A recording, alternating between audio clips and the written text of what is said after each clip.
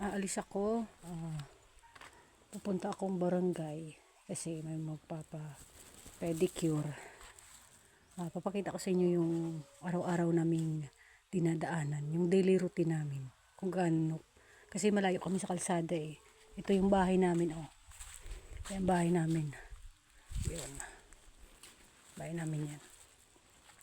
Simula dito, papuntang kalsada, medyo malayo. Tsaka mahirap yung daanan pag tag-ulan. Sige, wait lang. Dadala ko ng timba kasi yung bomba doon kami umiigib. Sa baba pa kasi yung bomba. Kaya papakita ko sa inyo. Ito. Wait lang.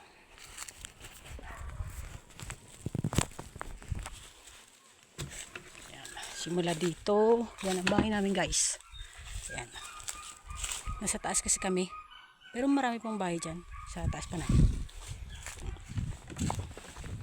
Yung daanan. Ang hirap dito pag tag-ulan. Kasi sobrang dulas. Yan. Yan ay yung manukan. Yung mga sinasabong na manok. Sa bossing namin yan. Ito hindi nadaanan. Ito balik ko kayo sa taas. Ayun. Yun yung bahay namin. Sarap lang tumira dito kasi kapag tanim ka, alaga ka ng hayop. Eto pa, baba na tayo. Tapos may bahay dyan. Dyan ako dadaan. Sa bakuran nila. Dyan naman kasi talagang daanan. Pababa. Ayun.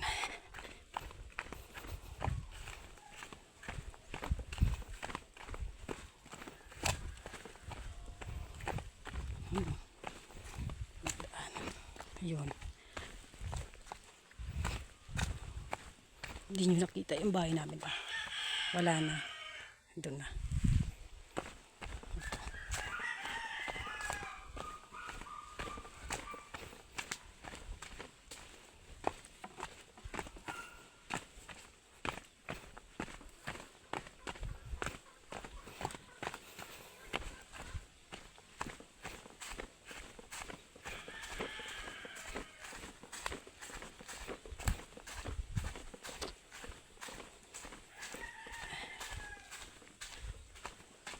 Iwan ko tong timba kasi pagbalik ko iigib ako sa bahay.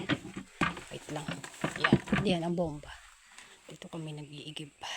Diba? Ito yung tapos paglabas mo may palayan. Yan ang pala. May tao dun. May dala silang gagawin natin nilang walis yan. Palayan. Itong palayan na to kabosing to. Kami lang yung tumutulong para nagkaroon din kami ng bigas.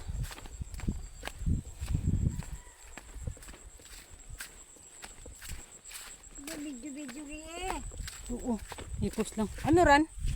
Dambong na na. Basi. Babo kon. Ayun, itong daanan. Ito yung palayan, di ba? Ang hirap, lalo na tag-ulan.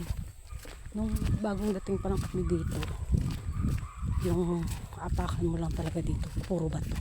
Wala tong ganito, lupa-lupa na yan.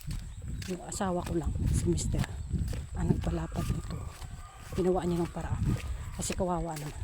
Kaso lang, marami nga lang dumadaan. Daanan kasi doon. Diba ang ganda? Malapit na rin itong maani. Yung namin. Yun na sila. Yun. Medyo malapit na rin ako. Papuntang kalsada. Kung baguhan ka, siguradong hihinga rin ka. Lalo na paakyat. Tingnan mo. Pero sa amin, wala na. Ordinaryo na lang to. Madali na lang to. Minsan tinatakbo na lang namin to. Yan. Yan. Hirap na daanan yan. Madulas yan. Eto.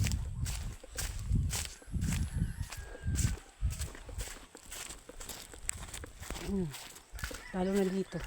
Lalo na dyan. Sa maliit lang na tulay. Pero sobrang dulas.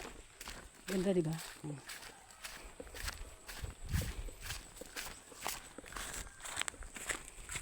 Ano yan? Tulay. Naapaw yung tubig. Pag malakas yung ulan.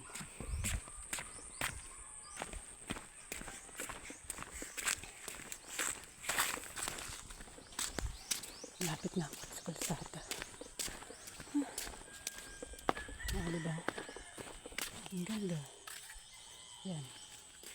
Itong pinakamahirap. Lalo na tag-ulan. Putik. Dito dyan kami sa kalsada. Nag-iiwan ng motor. So, hintayin ko na lang dito si Esther. Yun lang. Salamat.